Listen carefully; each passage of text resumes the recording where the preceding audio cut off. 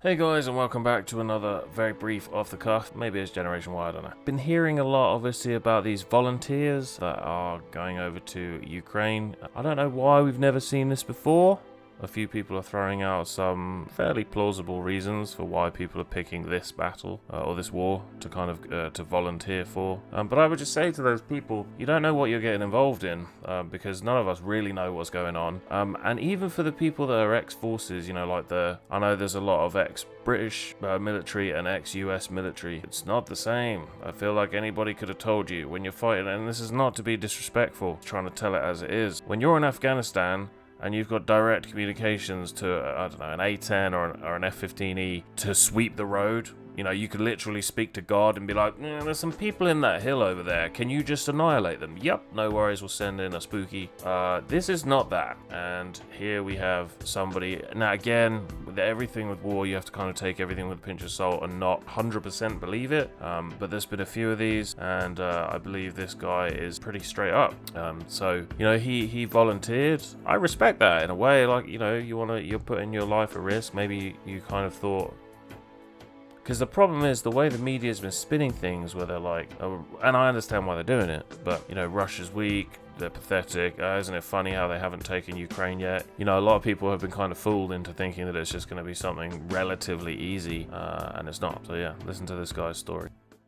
So for any of you who are wondering what is going on, alright, we were part of the Georgia National Legion, the 102nd Ukrainian Territorial Defense, okay? Our base got fucked up. The base right next to us got fucked up. Americans, British, tons of British dead. All right, they're not saying nothing. They're counting our dead as their dead. They're trying to send us to Kiev with no fucking weapons, no kit, no fucking plates. The people who are lucky enough to get weapons are only getting magazines with like 10 fucking rounds, okay? When they wanted to send us to Kiev, we said no. Our whole group, a bunch of Americans, Canadians, British. So they told us we had to get the fuck out or they were going to shoot us in the back, all right? So me, this British guy, and another American, we fucking hid in the back of an ambulance to get out. We got to the border, and it was a whole nother mess. When you get to the border, anyone who has kit, anyone who has any military shit, they're fucking pulling you out of the line and they're sending you back to the front. We got dropped off about 5 clicks from the fucking, from the border, and we walked. And we get to the border, and this humanitarian group with a bunch of ex-SF veterans from England pull us to the side and say, you need to get, like, pulled us out and fucking, like, hit us. And they were like, you need to dump all your kit. They're pulling people out, cutting up passports, sending them back. So we dumped our shit. We got, like, in all of our fucking, we got in, like, Red Cross vests, and they had, like, fucking humanitarian passes to get us through the Ukrainian border. People need to stop coming here. It's a trap, and they're not letting you fucking leave. The best way to leave is, like, in a Vic or a car or something. People who get on by vehicle have a better chance of hiding their fucking kit in the back, doing whatever the fuck they can, but do not try to leave Ukraine on foot if you're a volunteer. It's a mess, and it's a trap.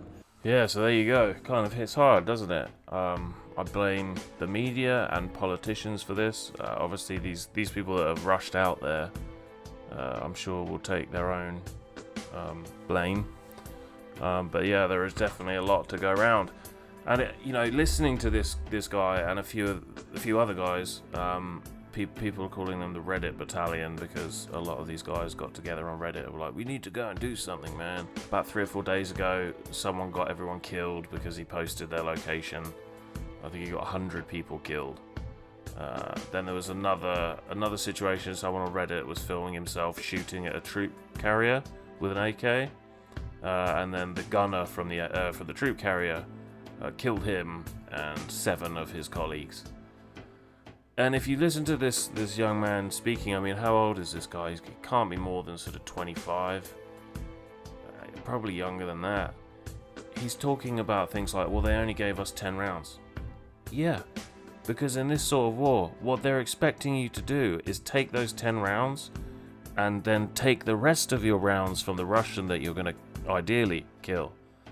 You know, this is not, you know, traditional recent American warfare where you've got all of the, you know, you've got all of the ammo, you've got help overhead, and yeah, just it's almost like they thought it was going to be like airsoft. I'll just go over there, fully stacked. They'll give me everything, like plates from head to toe. You know, 500 rounds. No, dude. Like they're under attack from the Russian military. I don't think people. I think we've been sold such a good crock of crap by the media that people genuinely think, well, I can go over and take them out. I mean, they're not that good, right? No, dude. Like, it's the Russian military. The Russian military that's just spent the last 10 years increasing its capability. You know, and you can hear, like, he obviously got to the edge of town, like, trying to run away, obviously, because, you know, I guess he realised the scope of the situation and the fact that it was really not his war to fight, and, you know, they're just not prepared is the biggest thing. And, you know, you can hear what he's saying is that he got to the edge of town, where he was met by, I guess, either SAS or SBS or Commandos, some British special forces, and they slapped them, put them in Red Cross tops, you know, almost like they're spanking little children for I mean, that must have been pretty sad day for some of these guys. You know. Anyway, yeah. So they basically rushed them out. They rescued them, and now he's having breakfast in a hotel. So yeah, this war is just getting bizarre by the day. I cannot for the life of me understand what on earth would make somebody think it's a good idea to go and take part in a Russian-Ukrainian war, and then be surprised when the Ukrainians are like, well, you can't run away. You've got gear. And, you know, this guy's obviously talking about, they said they would shoot him in the back. Man, this is crazy. Anyway, let me know what you think. I really, really, at the moment, appreciate everybody's input.